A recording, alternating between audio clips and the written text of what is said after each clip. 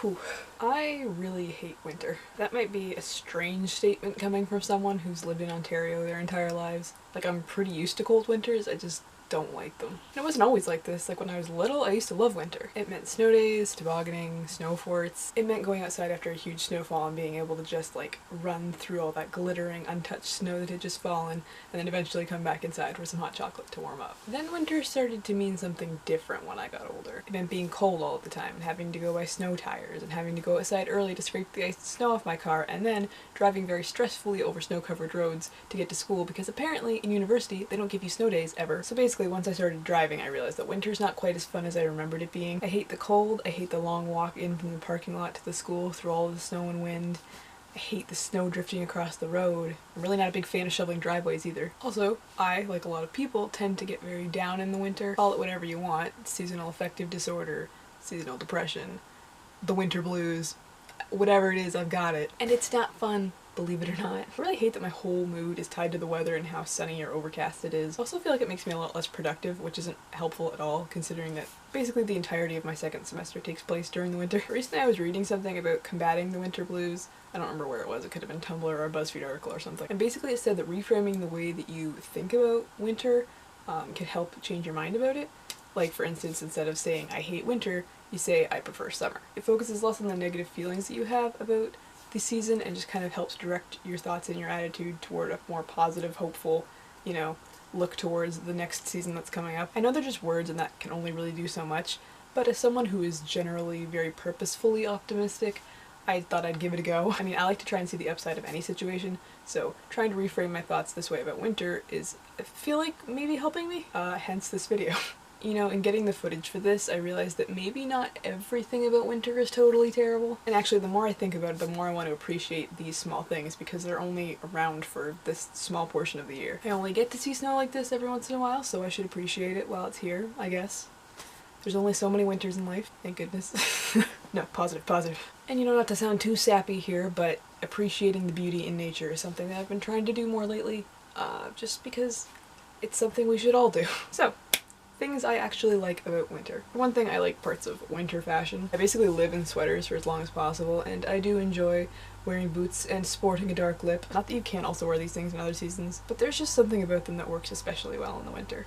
Something else is winter candle scents. Pine, marshmallow, peppermint, cookies, other assorted baked goods. Again, these could totally be burned in the summer as well, but there's just something incredibly cozy and wintry about these kinds of smells.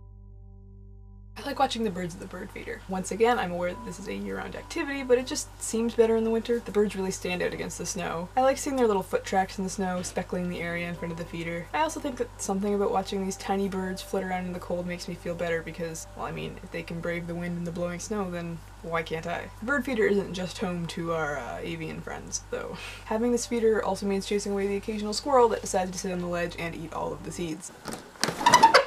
Out! Hey!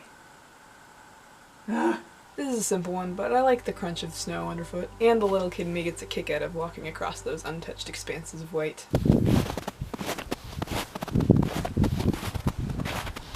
I like seeing the snow that covers everything just after a snowfall. The fluff that covers every exposed surface makes the world look a little bit like Narnia, pre-Defeat of the White Witch. I like the way that it settles in the garden, covering leaves we failed to rake up in the fall, over the skeletons of little plants my mom scattered throughout it, as well as on the assorted Christmas decorations that we still have up for some reason. I especially like the look of the snow on the bushes and trees, and especially the pines, and it makes for, in my opinion, some pretty nice footage.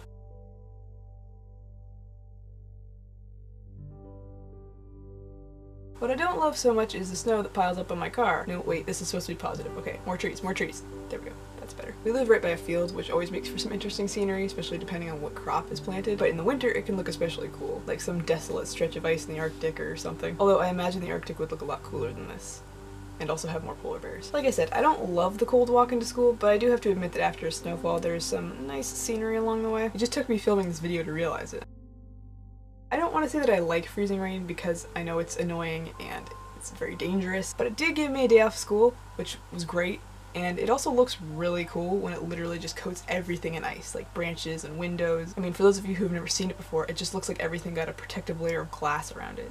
Even the little individual grass blades. That's not the sound grass is supposed to make.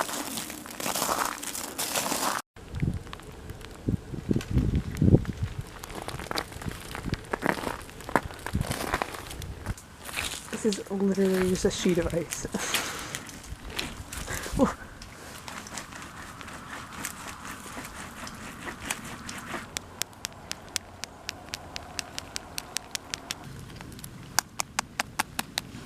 Like these just look like they're coated in plastic or something.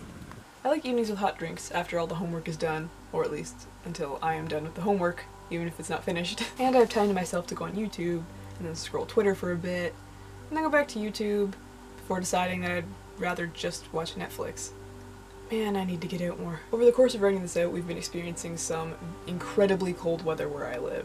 Like snow, drifting, wind chill, you name it. I've been desperately trying to keep this little experiment in mind as I stumbled along icy sidewalks and shoveled snow in an effort to keep myself a little bit more positive about what was going on. Here's the thing. In normal conditions, I don't mind winter so much. I like seeing the snow glitter in the sunshine. I like the fashion underneath all the big bulky coats, and I like curling up with warm drinks. I need to remember that just because something is currently bad and hard to deal with, it doesn't mean it's always going to be. Sometimes the wind is biting and you can feel your lungs struggling to breathe through it. Sometimes you see snowdrifts on the road and wonder how you're ever going to get past them without totally crashing. But you suffer through it for a while and you learn to live with it. It doesn't necessarily get easier, but you get used to it. Then, when the sun finally comes out and the snow melts, it feels incredible. The kind of cold weather that would have sent you running at the beginning of December feels downright balmy compared to what you just experienced. What I'm saying is, sometimes those really, really cold days can make you stronger. You don't normally see it in the moment, or even for a very long time after it happens, but you learn to deal with the snow in your face and with the cold, wet slush that seeps through your boots. That way, when spring finally comes and everything blooms again, you can feel yourself blooming with them. Things get better, and one day soon you'll have your feet planted, grounded, with your face to the sun.